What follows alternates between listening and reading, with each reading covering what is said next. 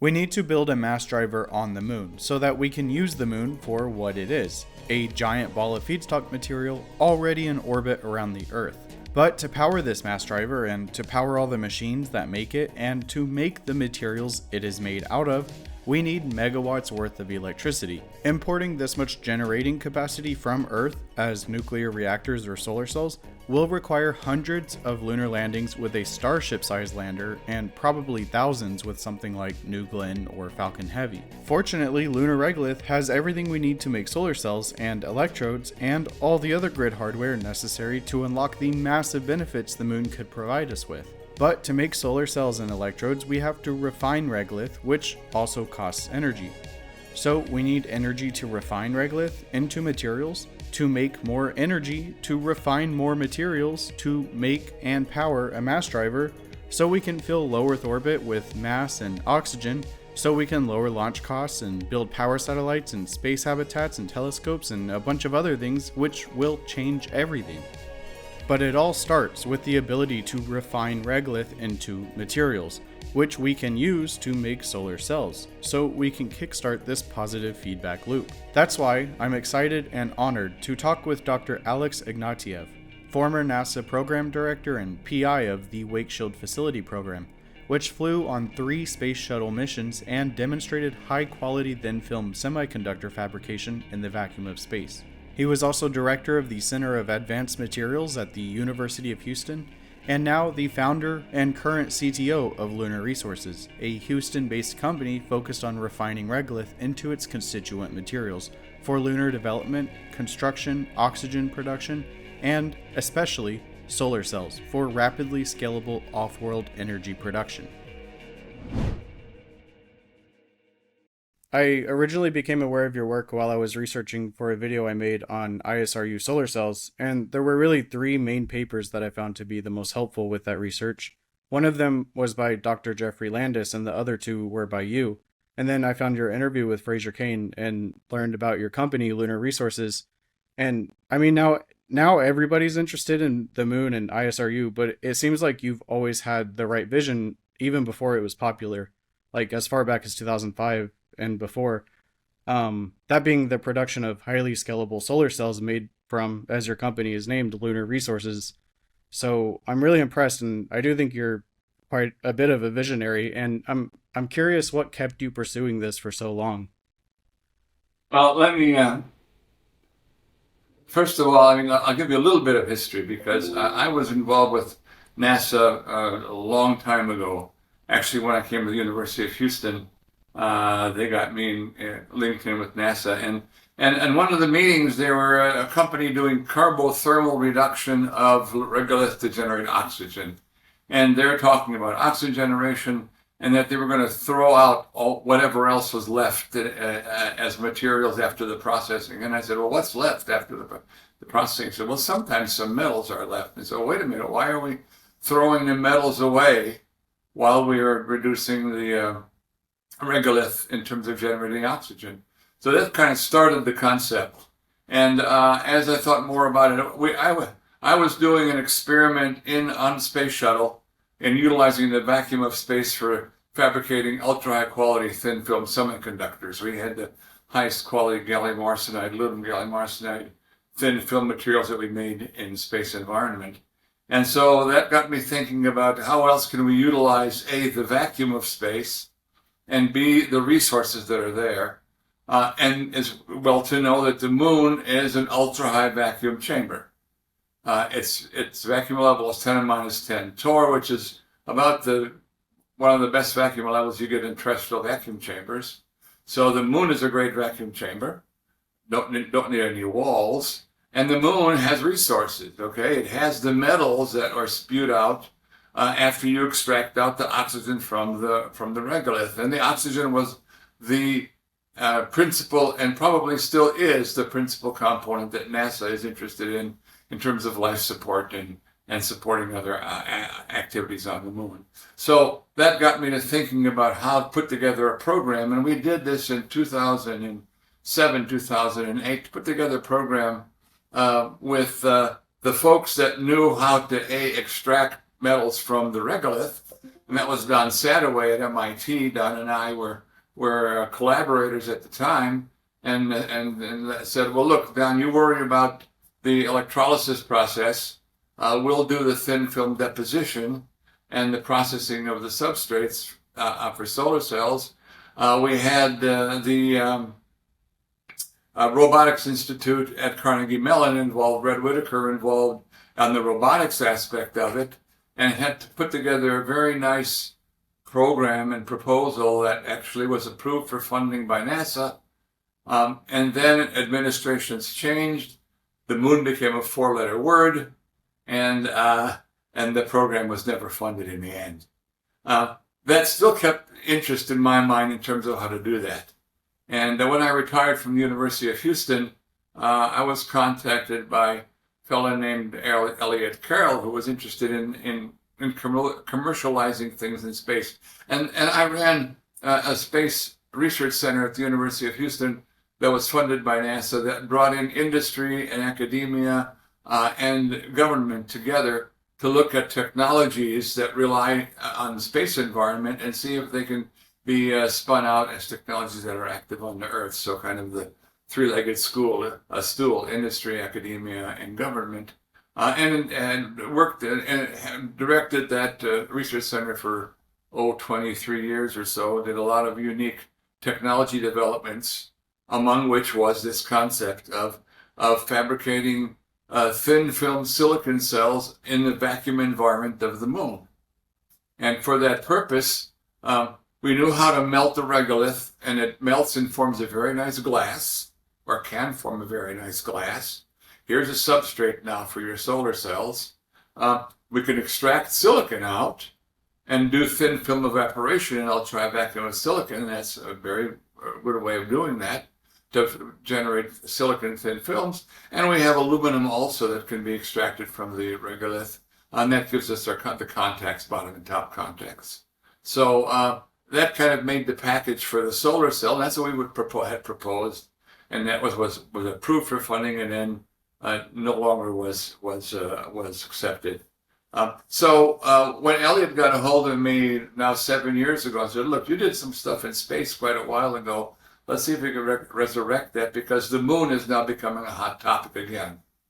And so we started Lunar Resources, started focusing on resources what resources are on the moon, how can we utilize those resources, and we went back to the solar cell scenario. We also focused on a program that was repair of satellites, utilizing vacuum deposition for active coatings for satellites where required. So we kind of expanded in that area, and we continue working in that area in terms of development of technology, specifically regular electrolysis and its application, and the materials that we can fabricate and their application on the moon for things like infrastructure, where power,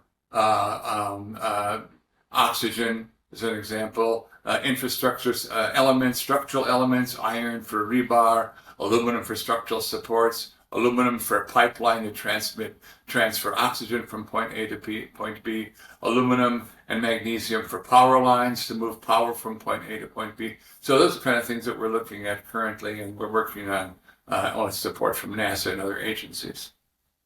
You said the moon is kind of popular again. What do you think? Why do you think that is? Well, administrations change. There was always the interest at NASA to go back to the moon and do something more significant there than just pick up some dirt and bring it back. And that in itself was an achievement. I shouldn't belittle that. But really do more on the moon, utilize the moon as a stepping stone, because we know right now that, to go to Mars, we could get a spacecraft there for Mars and life support and making sure that astronauts will survive coming back. All that is very difficult and complex right now. And so working on the moon and living on the moon, I believe, will help in terms of technology development to be able to better pave the way to Mars, to Europa, to wherever else beyond that. So now it's looked at as a stepping stone. Artemis has Artemis. NASA and Artemis is outposts on the moon. There's a lot of other interest. We have interest now from astrophysicists on how to use the moon. So it is becoming an interesting topic, and hopefully the new administration now will continue the thrust for going to the moon and then using that as a stepping stone to be on the moon. In an interview with The Verge, you said they laughed at ISRU 10 years ago. They stopped laughing 5 years ago, and now they're really saying, hey, this is important. We have to do it. What do you think may have changed people's minds over the past 10 years? Well, number one, there's the ability to be able to get to the moon easier now than before. Okay, I mean, there are multiple ways of getting there through Musk and through, SpaceX, through Blue Origin, through the Europeans, and even NASA is focused clearly on trying to get back in that environment. So access to the moon is becoming much more interesting. And access also allows you to go there and do stuff there and stay there for a while, not just for the 14 days of light and then try to come back. And when you stay there for a while, it means you have to be able to survive in that environment. You have to, and it's kind of, the question is what the pioneers did 150 years ago is they brought their tools with them to be able to live off the land and then utilize what's on the land to be able to build their homes and generate energy and clear the fields for crops and all that. They need the tools to do that. They put the tools in their wagon, they went there, and then they lived off the land. And that's becoming much more significant in terms of the moon, and it will be on Mars also, because it's going to take longer to get there and longer to get back there if you want to stay there longer. So, there are interests. Number one, that one of the major drivers, though, was the fact that the reconnaissance orbiters of multiple years ago identified the possible existence of water in the permanent shadow craters. Now, when water is there, goes a long way to be able to support an outpost in that environment. And so, but you need not just water, you need power. Number one, you need some structures to survive in because of the radiation environment. You need to worry about how to land and take off, landing pads. And so there are a lot of things that have to be done for which you have to utilize the resources that are on the moon to be able to do that. And that's where the thrust is right now. And I think that's a realization. It is still ISRU and the agencies, all the agencies around the world, that's still kind of not 100% accepted. I think that's because there's a lot of conservatism in those agencies, and they always want to make sure that the way things worked in the past are going to work again, I believe. So taking a bold step for ISRU is something that will happen. It hasn't really happened just yet. They're trying to kind of sniff to make sure that ISRU is going to be able to do what they want it to do, and then go forward after that some more. So there's still some hesitancy there, I believe, to be able to integrate that into an actual mission where you would rely on ISRU to be able to have a successful mission. Yeah, and I think that the main advantage of ISRU is for being able to scale things in ways that we can't with just imports. And so it might not be necessary for a small outpost just initially, but if we want to do anything beyond that, to go up to like a mass driver, which many people still think is in the realm of science fiction, but if you want to do like oxygen exports or things like this that can really take advantage of the moon, then you're going to need to be able to scale energy, number one. Like you talk about, energy is everything. When you mentioned mass driver, I want to tell you that I discussed mass drivers, 15 years ago on the moon, because I have another program that I've been involved with where I spun off a company fabricating a high temperature superconducting wire. And so we had a superconductor. Parts of the moon are pretty damn cold, and so maybe it'd be useful to be able to deploy a superconductor in that environment without requiring cooling. And now you can have the magnetic fields you need to really do mass drivers from the moon, and you can do it that way. So that's something that I discussed many years ago, didn't get any traction on it, and and that's also a long pole these days in terms of how to get off the moon. But it is an exciting, interesting way because 160 you can do that with a mass driver and significant mass, especially with superconducting magnets to be able to allow you to do that. So yeah, Right, like the good quench idea. gun. What's that? The quench gun. Yep, right. Hmm. Yeah, yeah. So, That's what my next video is going to be about. okay, So good, great. mm, Well, it's the key to everything. yeah, there are other possibilities, but they all rely on magnetic acceleration, which is the way to go in terms of all you need. I've always said everywhere, the three things you need in space is number one, electrical energy, number two, electrical energy, number three, electrical energy. And so if you have that, you now have a rich environment for developing all kinds of things, mass drivers, extracting water from the poles, supporting life support, all of that, electrolysis to form, to generate oxygen and hydrogen for rocket engines, all that kind of thing is going to be totally viable with a significant electrical infrastructure on the moon. And you're working with Dr. Sadoway, and I'm familiar with his electrolysis reactor. And the main, like the real, I guess, breakthrough with that is his, I think it's chromium iron anodes. So they replace traditional carbon anodes, so they don't melt. They're not consumed like in aluminum production. Right. Well, the anode is still a challenge in MRE in general. Okay. Terrestrial. So Don Sadoway has been involved now more in terrestrial MRE with Boston Metals company that he was involved in spinning out. Clearly, electrodes, anodes, cathodes are important. We use currently, and it's been known for a while, that iridium is a relatively stable, one of the more stable metals for an anode, as an example, in oxide electrolysis, molten oxide electrolysis. Iridium is extremely expensive. We worked out a way to do thin films of iridium to minimize that expense, and we are looking at the chrome work that Don's been working on in terms of looking at applying that for our electrolysis process right now. Currently, we're using essentially iridium as the anode for the process, and that's been stable enough for the work that we've been doing currently in terms of the time extent of the reaction. Have y'all looked into pyrolysis? Have not. I've looked at pyrolysis in the past. It doesn't give the selectivity that we want. I do not believe. You have to have an oxidizer for pyrolysis, which we don't have. So there's not, an easy way to pyrolyze. You could simply heat to very high temperatures and try to dissociate the oxide at that point in time. At that level, those are really high temperatures that you have to contain for a long period of time. And even now, the 1600 degrees C that we're working at for MRE is already quite high.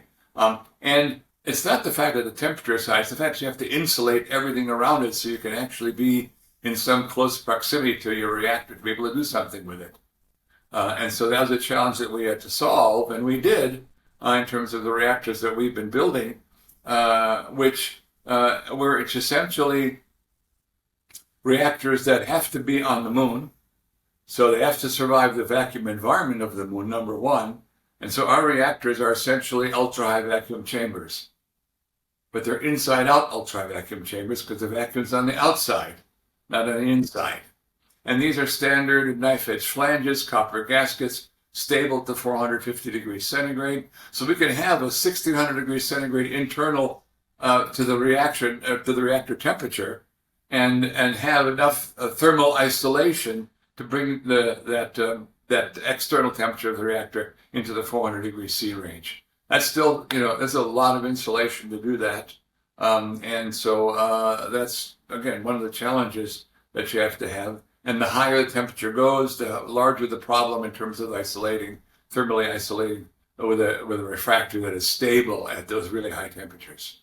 So Have y'all looked into molten salt electrolysis? Because from my Uh, understanding, oh, yeah, go ahead. yeah. No, we've looked at it. We have not. We're not involved in it. Yes, that's a possibility. The challenge is that the molten salts actually start dissolving the refractory. The refractories are oxides, aluminum oxide principally. All right. And so when the salt starts dissolving your refractory, it's a challenge for how you're going to run the reaction. The cryolite, the salt for aluminum oxide reduction, right? It dissolves aluminum oxide.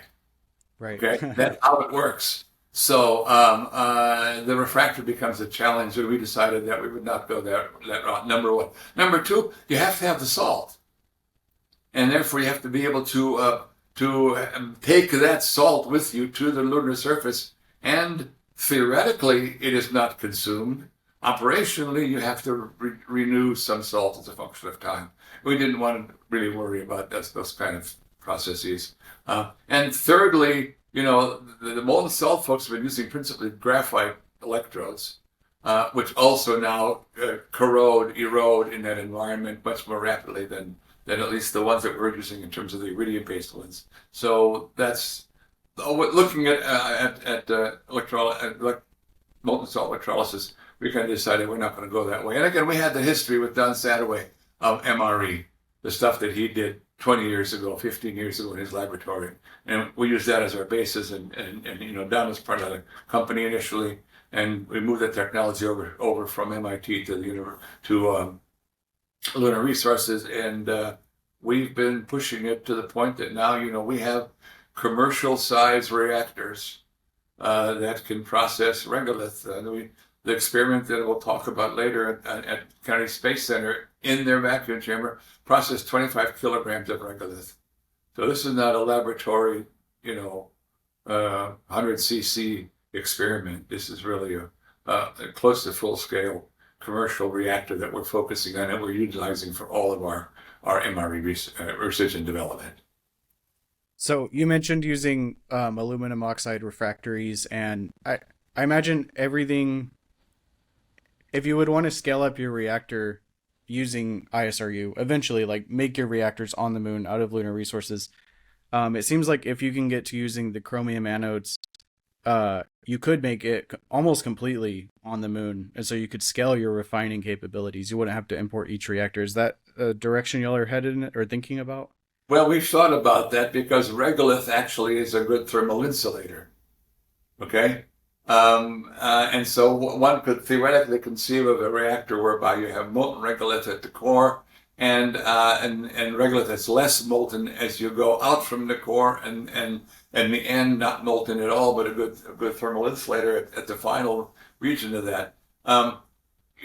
We've looked at that. That's, I think, viable. We are not proceeding in that route right now because that means a fair amount of fabrication on the moon. You still have to have some sort of containment vessel. You want to contain the oxygen because we want to take and sell it, right? B, you've got to be able to tap the metals, so you have to have some sort of structure around it to be able to incorporate a tapping system. So, and you'd have to be able to build that structure on the moon out of something that was going to be stable at the, X 100 degrees C external temperature. And it may be, 400, it may be 700, it may be 300. But I think that's all doable downstream. We've got concepts of how that could proceed. That's just not where we're going right now because it's too far down the line for us. We're going to get what we're doing currently into the mix and get an experiment on Eclipse lander and show, in fact, that you can do MRE on the moon. Yeah, just show it works first and then worry about that stuff later. Right. The reduction electron potential difference between our regolith oxides is in the millivolt range. Right. But I imagine you probably need an over potential in the reactor. Have y'all had any problems achieving separation at this precision of elements? Well, we have not had problems in doing the first simple reaction, which is oxygen and what comes out first is iron and silicon. Okay, that worked relatively well for us. We're working with Colorado School of Mines now to apply what a thermodynamic program called fact stage, where there's some predictions there, and when you want to stop electrolysis to make sure that you are reducing the maximum amount of the elements that you want to reduce and not reducing the remainder of them. And so we're also integrating that into our programs to do that. So and we do have over potential. Realize that our reactors are self-heated. So between the cathode and the anode, there's molten regolith that has a resistance associated with it. You pass current through that resistance, you're generating heat, and that's good because that keeps the regolith molten. So we don't have to add any additional external heating for the regolith. But in doing so, we're applying 5 or 6 or 8 or 10 volts to the anode cathode, of which the dissociative potential is only a small fraction of that. So we can't control it that way because the resistivity as a function of time also changes as you deplete the melt there. So we're looking at the fat stage approach to give us a better handle of when to stop the reaction, when to tap, and then when to reload and continue operating. Okay, so you would target different oxides and then tap them out, almost like slag removal. Yeah. We'd first tap the metal, right? Then tap the slag, and the slag will have the remaining oxides in it, and then the principal remainders of the slag after we do the iron silicon reduction is aluminum, titanium, magnesium, calcium. That's the principal ones. You may have some silicon left in there. You may have a little bit of iron left in there. But then that goes into a second reactor the way we do it. And then we extract the aluminum and the magnesium in that second reactor. So you are able to get pure metals by running it through multiple times. Okay, correct. I see. Yeah. And that's why energy is important, because this requires a lot of electricity. That's correct. You mentioned depositing onto melted regolith. But have y'all had any problems with that? Because I know it can be somewhat heterogeneous. Right. So the answer is essentially no. We've been able to fabricate now 10 centimeter square glass plates out of molten regolith glass, they are macroscopically wavy, microscopically smooth. And macroscopically smooth is what we need to be able to do a good solar cell. And the solar cell that you grow on there, the silicon that you grow on there, has very limited crystalline structure. So we call them microcrystalline solar cells. The efficiency is really defined by the grain size of the silicon. It's not amorphous. It actually is crystalline, but it's microcrystalline. And the larger the grain, the higher the efficiency. So our efficiencies are still low, but we have been able to demonstrate that we've grown solar cells, silicon thin film solar cells on regolith glass substrates with measurable efficiencies in the 2 to 3% range. We know how to get it to the 10-15% range. And even at the 5% range, and the beauty of the moon, I think, as we've discussed earlier, is that you got a lot of real estate there. If you need the energy, you simply fabricate more solar cells because the material is there already. So that's our scenario for increasing the energy capabilities of a solar array fabricated on the moon. We're projecting we can get to 10% efficiency. At 10%, that's 10% efficiency. That means we can fabricate in one lunar day about 80 kilowatt capacity, maybe 90 kilowatt capacity. That's a lot, right? I mean, that's in one lunar day. So you look at on a lunar year, you're talking about megawatt kind of numbers, which is extremely significant amount of electric and power availability for doing things on the moon. Yeah, I've always, in that video I made where I found your papers, the conclusion was basically that amorphous is better because it's less efficient. Crystalline is maybe 2 to 3 times more efficient, but it's 100 times as much silicon, which is 100 times the cost in terms of refining and energy. I'm curious and I think your original papers did argue for amorphous. So we discussed amorphous. The problem with amorphous, you really need some hydrogen to fill the dangling bonds on the surface. Oh, right. Yeah. And the question is, where does the hydrogen come from? Well, if you're extracting water and electrolyzing, you may have some hydrogen somewhere. We wanted to minimize that. And it turns out that with respect to the microcrystalline cells, our calculations have indicated that the larger the grain size, the less silicon you need in terms of maximizing your absorption. And so we're projecting we can do 5-8 micron thick silicon layers to give us 10% efficiency. So nice. We're not talking about 100 micron thick samples, right, which are the traditional ones. We're talking about a small fraction of that. However, there's a lot of silicon that's going to be extracted from the lunar regolith. Okay, it's 28% silicon dioxide or so. So there's no shortage there will be no shortage of silicon in the production process. So I'm not worried about making them thicker if we have to. But again, the ideal is that that as the grain size increases, the thickness you need for a good efficiency decreases. And so we should be doing okay there. Again, the current push is to be able to increase that efficiency by increasing grain size, and we have some possibilities of how to do that, but we're focusing on that. What about radiation resistance? Yeah, great. So if you look at a radiation damage curve for a solar cell, it's kind of a logarithmic almost drop of efficiency as a function of radiation damage. Okay, so you want a perfect cell, no radiation damage, maximum efficiency. As a function of radiation damage, the cell efficiency decreases, but it decreases rapidly initially and then less rapidly later. Our cells are microcrystalline. They're essentially damaged already. All right. I mean, so they got a lot of grain boundaries, which is the biggest problem in terms of radiation damage, or you could generate grain boundaries that are not tracks for electrons. So there's already a lot of damage there already. And so, a 5% cell may go down to a 3% cell or a 4% cell over 10 years, instead of a 30% cell going down to 10% in a year.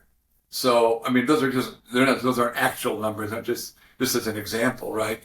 But the cells are already we consider them already damaged, and as a result, they will slowly degrade instead of rapidly degrade, which is seen for other semiconductors. That or makes other sense, yeah. high efficiency, undamaged semiconductors. Right, yeah.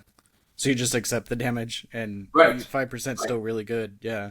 Right, and That makes sense. it'll change slowly over the period of time instead of rapidly. And if it's cheaper to make, also, then it's cheaper to replace too. Correct. And that's one of the other things. If you take a solar array up to the moon and it gets damaged, micrometeorite damage, an example, right? Okay. A large portion of that array becomes shorted or open, and so now you're stuck, right? In our scenario, we'll just take the solar cells, they're laying on the surface of the moon, cut them, take them offline, put another set of solar cells in there, and continue operating. So you can in situ repair the systems that we're talking about right now, because we're fabricating them there. We can make some more solar cells, take out a damaged portion, and replace it. Now, I say that simply. I mean, it's not that easy. You've got to be, and we're designing to be able to disconnect and reconnect our solar panel elements to do that. But it's all doable, and therefore you have long lifetimes for the kind of arrays we're talking about. I know in your original papers, you had your vision had a rover that would basically drive and print. Is that still what y'all are looking to do? No, we've kind of moved away from that because of some additional complexities. And that depends essentially, and we knew about that originally. It just seemed like a really great idea at the time, right? Because there's different deposition rates you need for the bottom electrode. First to melt the regolith into a glass, bottom electrode deposition, silicon PNN deposition, top electrode deposition. You can even use a regolith vapor as anti-reflection coating to form that on the surface. So there's different rates of deposition for that, and that means it's more difficult to have one system moving at some constant velocity that will do all of those depositions at the right rate. So what we've been developing now over the past 5 years is essentially a fabrication table that would sit on the surface of the moon, and robotically it would essentially take and do what you need to do to be able to make the cell. In other words, take melt a regolith, and our projection is a 40 by 40 centimeter plate of lunar regolith glass. Melt that glass. We have a way of doing that. Deposit on that with a depositor of the aluminum. Then deposit the silicon and then do essentially printing of the top electrodes. 3D printing or have automated fabrication manufacturing. So that's the way we're currently proceeding in the process. Rovers will still take the system, move it out, deploy it in the field, interconnect it in the field. But right now we're focusing on what we call a fabrication table, fabrication unit that would be utilized. Still requiring the high vacuum environment of the moon, so we don't do any contamination, and we have to be careful with the regular dust in terms of contamination. On that, we got their design to be able to take care of that for our process. Yeah, that I was wondering, like, if you were still putting the factory on wheels, essentially, but it sounds like it's stationary, and then you have a rover come and deploy them. Right, correct. Okay, that makes sense. Yeah. Do you have a separate rover like an excavator to feed it regolith? Yes, and our perspective is somebody else is going to have that rover. There are going to be rovers on the moon that are worker bees, so to speak. All we need is someone to come in, grab some regolith, and put it in our hopper. We can do that and have another rover to do that. That's possible, but currently, in what we've looked at in even a lot of the CLIP stuff, there will be a number of them will have some rovers on them that will have the capability of scooping up some regolith and dumping it into a hopper. So that's where our perspective is. We're not roboticists. If we need it, and the rover that's going to take our solar cells from point A to point B interconnect, we're working with a number of other entities to be able to do that with the Texas A&M Robotics Institute. We're looking at other people that are doing robotics to be able to fulfill that need for us, so we don't have to reinvent the wheel. There needs to be some way to be able to load the reactor with the regolith itself initially. Once that's done, then we have ways of tapping into the subsequent reactors in our daisy chain process. So we don't need a rover then. And then when we're done and utilizing the metals themselves, then you have to have a rover to be able to go and move your processed materials wherever you want it. So that's how our process is going right now. That makes sense. Yeah. You mentioned you're printing the top contact. Is that so? You're not using a TCO. You're going to use like a microgrid. Is that what it's called, or like a? No. These are interdigitated electrodes. Okay, so you need a set of electrodes on the surface of the solar cell to pick up the charge, and typically these are done with photolithography or shadow masks. We want to get away from that because shadow masks are easy to do, but they get contaminated or plugged up. And we have one of our processes we have been working on and have developed is a printing process to be able to print metals in the vacuum environment of any vacuum environment. And so we're focusing on that to be able to do the interdigitated electrodes. And they'll be of the order of 100 to a couple hundred microns wide. So these are not going to be, the super fine grids that you see on solar panels, but they'll be simply electrodes that'll pick up most of the charge from the surface of the solar cell. And that's a much more direct way to be able to print those and then interconnect the cells themselves. And I assume that would be aluminum? Yeah, correct. Right. Okay.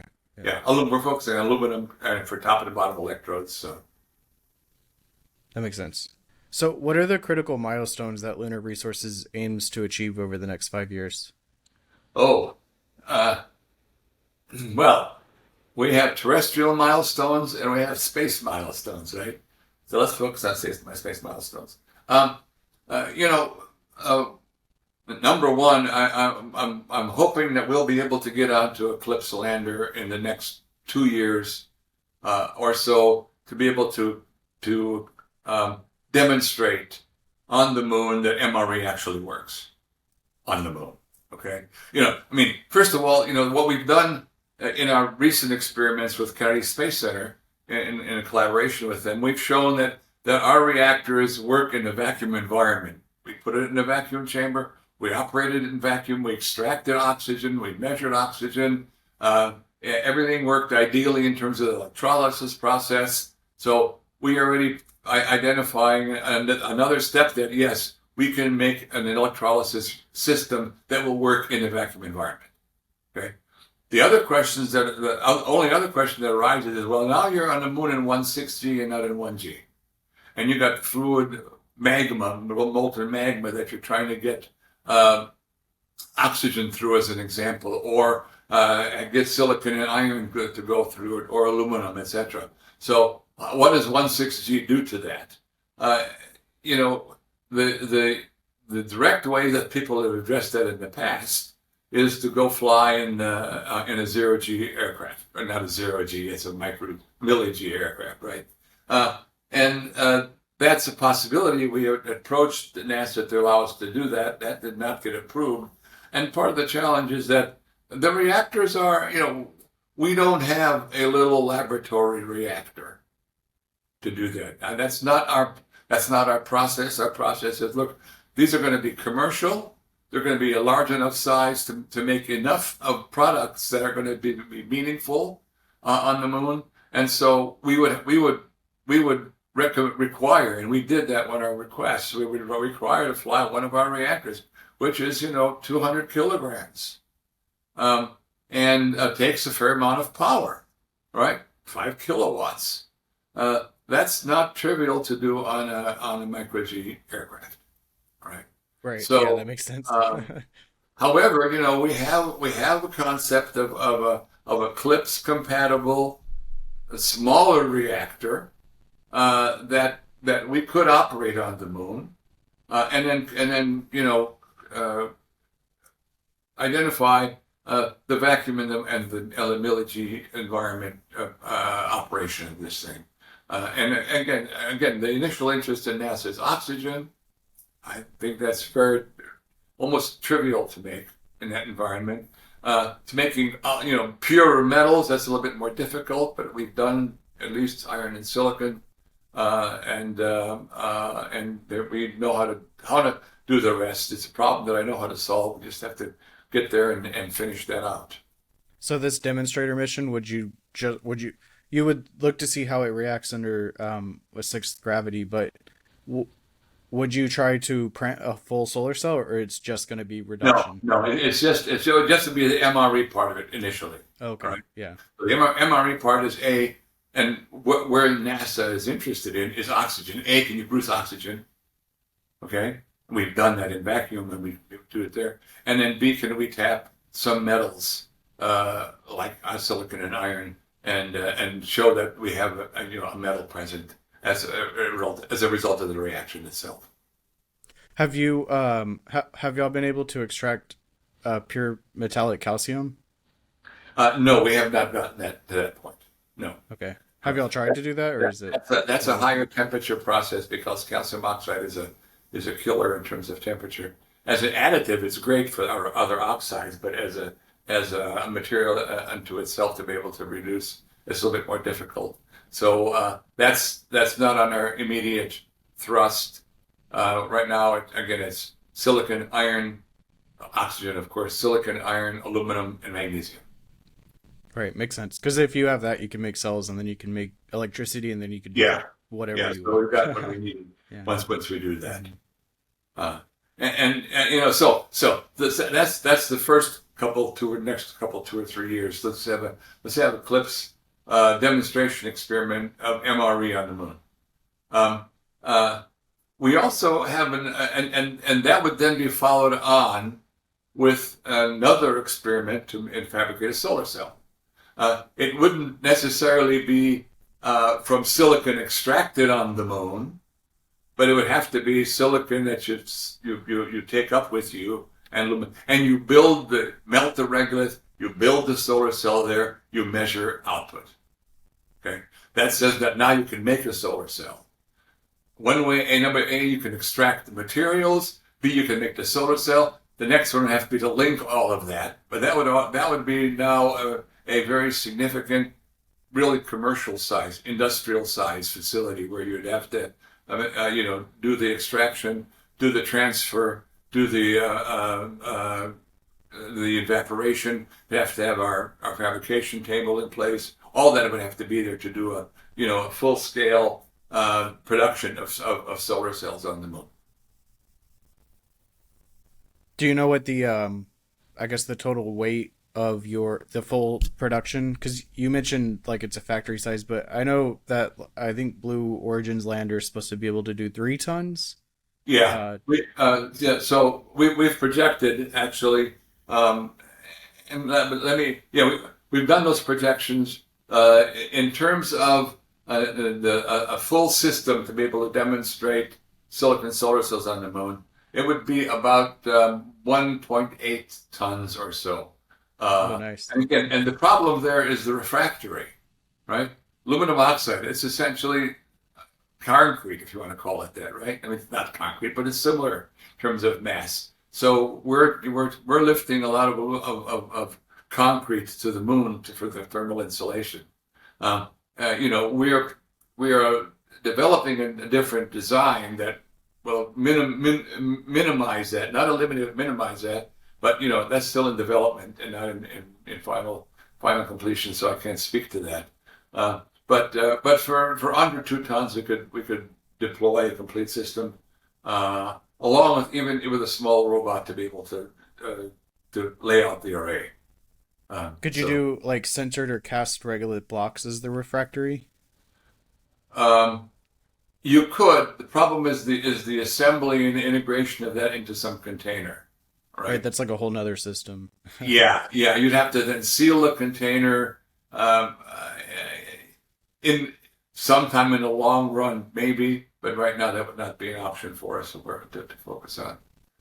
The other thing that so this is the train from MRE to oxygen to MRE metals to MRE silicon and aluminum to thin film production of solar cells to solar arrays and power on the moon. Okay. We have another program that we've been working on, which is, so that one was a technology program. So we're taking our technologies that we're optimizing on the moon. There's really no science involved there, right? I mean, people know how to make solar cells, you know how to do electrolysis in the lab, all that's been done. So it's the technology and the engineering that we have to develop to make sure all that works. The other the other side of the coin that we're working on with ISRU is a science-driven program. And that program is what we call FARView. And it turns out that astrophysicists are interested in understanding the universe. All right? And if you look at the major observatories that have been deployed in space, Hubble was deployed to do optical measurements. It's an optical telescope. Right? It looked at all kinds of things that are optically visible in space. Webb has gone to a longer wavelength, to the infrared, and now looking at infrared structures. And every time that you look at a longer wavelength, you go farther back in time of the universe. So the longer the wavelength, the farther back you go in time. And what's called now the dark ages of the universe is where you're utilizing looking at microwaves now, and not infrared waves or visible waves. And those microwave waves are at the few tens of megahertz frequency. And the astronomers would love to find those because those will define something about the origin of the universe. It's actually the 121 centimeter line that's been essentially modified by the velocities that have been by time, in terms of velocity and redshift of that.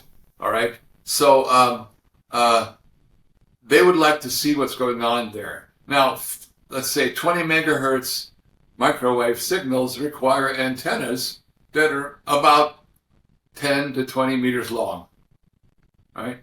And the signals from the origin of the universe are very, very, very weak. So you need a hell of a lot of antennas to be able to measure them. And they're in this tens of megahertz range, which if you try to do this from the Earth, all that signal will be swamped by everything, all the other RF stuff that we're generating on the Earth. So the only place to put together an observatory, a microwave observatory, is in a radio quiet zone, which is the far side of the moon. Right? The moon is gravitationally coupled to the Earth. One faces the Earth all the time. The backside never sees the Earth. There are regions on the backside, of the far side of the moon, where no microwave radiation penetrates or diffuses in. And so here's the ideal place to put this observatory. The observatory has to have 10 or 20 meter long antennas, let's say 100,000 of them. And if you look at that and say, wow, what are antennas? They're just metal. Well, we're making aluminum on the moon and magnesium. Those are good conducting metals. We could make the metal and just, make a wire antenna on the moon, because 100,000 antennas would be about between 60 and 100 tons of aluminum, depending on what the designs are, et cetera, et cetera. So why are you going to bring 50 or 60 tons to the moon of aluminum from the Earth as antennas when I have aluminum on the moon? I'll process the aluminum, and as part of our program, we have a way to make wire out of that aluminum and magnesium, and then now get a rover and deploy that wire and form antennas. Interconnect the antennas with power lines that are aluminum wire power lines, because we have aluminum, we can make wire out of it. And then have preamps at each antenna that are brought from the Earth, because those are relatively complex microelectronic systems. And now you have your microwave observatory to start looking at the origin of the universe. And there's a science driver here, right? Because the astrophysicists want to do that. It turns out that, they have these decadal studies that NASA does. And one of these decadal studies said we have to have an optical telescope on the moon, so Hubble was there. The next one says we have to have an infrared telescope on the moon. Webb is there. The last decadal study says it would be interesting and exciting to look at the origin of the universe by looking at the 50 megahertz signal from that origin, but they didn't say we need to have an observatory to do that. And so the astrophysicists, I think, are trying to convince them to say, well, we need to have an observatory. That'll be impetus then for people to start actually focusing on that and doing it. And we have a very exciting way of doing that.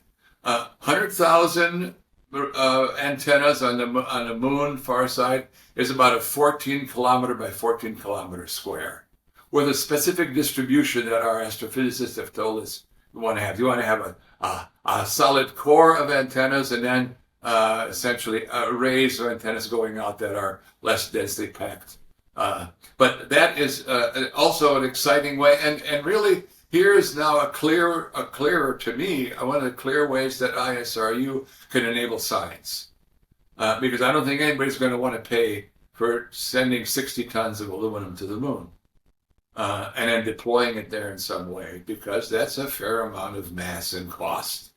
If you can make it there, as we project, then, we've projected that to do that, and within a 5-year period, we'd need multiple MRE systems, and also we'd make the solar cells to power the arrays.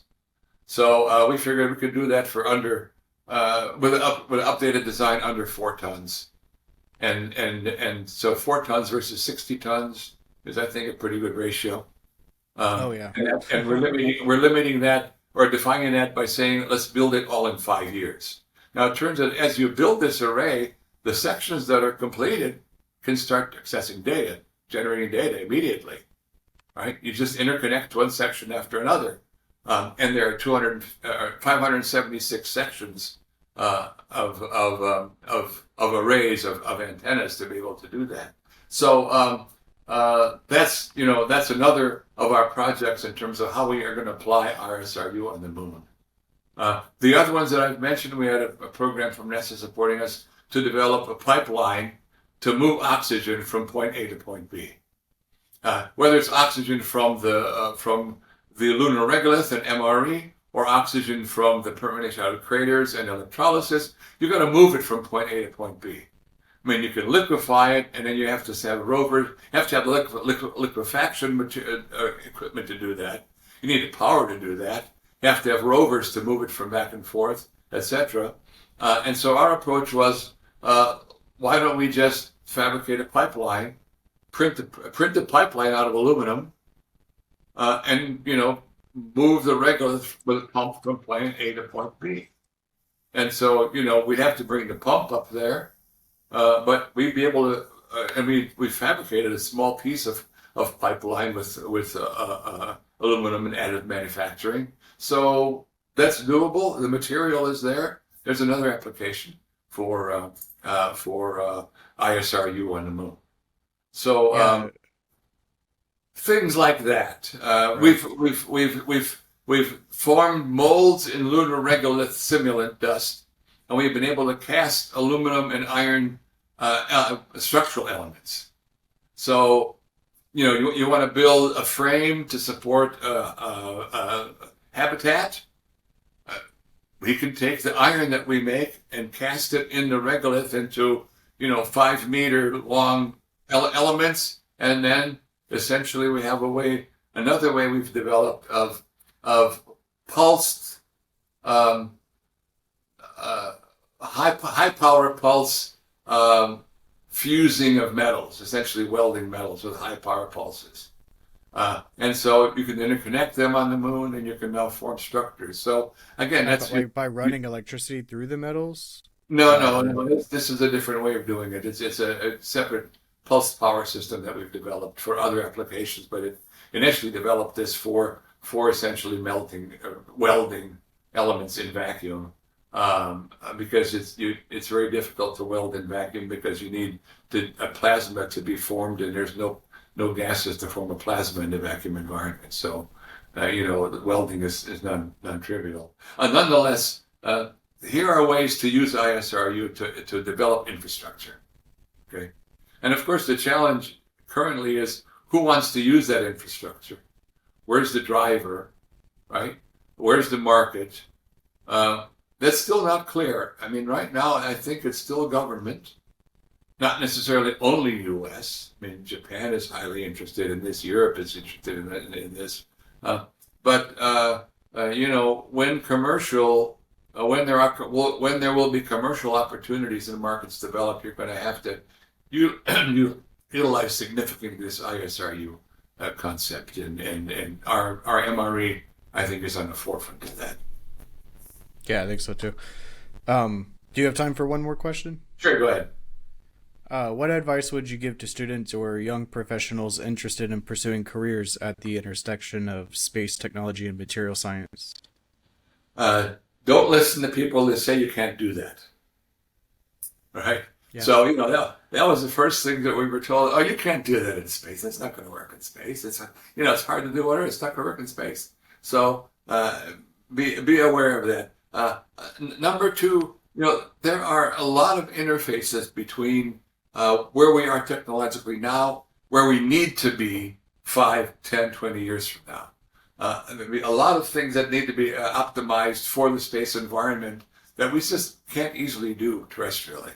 We're going to have to do it with demonstrations on the moon, on Mars, on Europa, on asteroids, on a variety of places that are at least attainable. I remember someone many years ago in the government telling, not in NASA, in the government telling us, oh, we ought to have some stuff to go look at land on Jupiter. So you can't do that. There's no place to land. You can't land on Jupiter. There's no solid land that you can get access to easily. So nonetheless,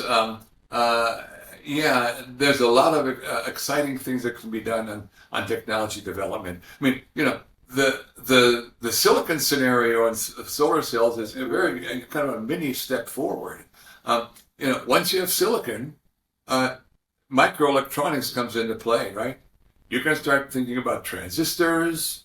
There has been a field called vacuum microelectronics, where these are essentially vacuum tubes, but using microelectronic elements instead of hot filaments and grids and electrodes, right? So this vacuum microelectronics kind of concept is something that could be well developed on the moon. So you can now start thinking about fabricating these kind of things in that environment. It'll need a lot more infrastructure to do, but that also becomes exciting. I mean, there is a push now to how can you impact semiconductor technology by doing something in space. All right.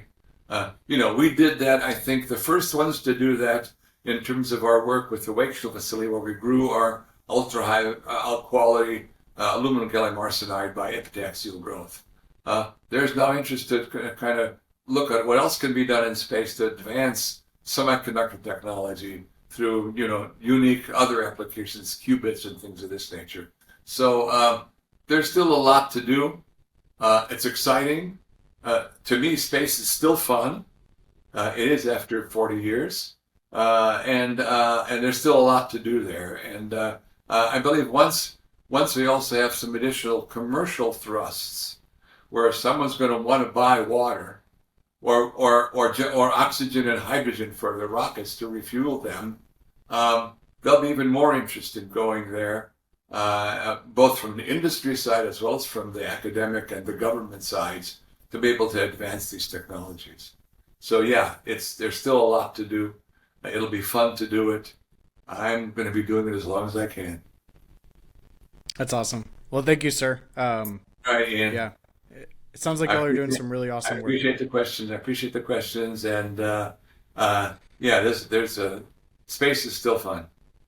Yes, sir. Thank you. All right. Bye-bye.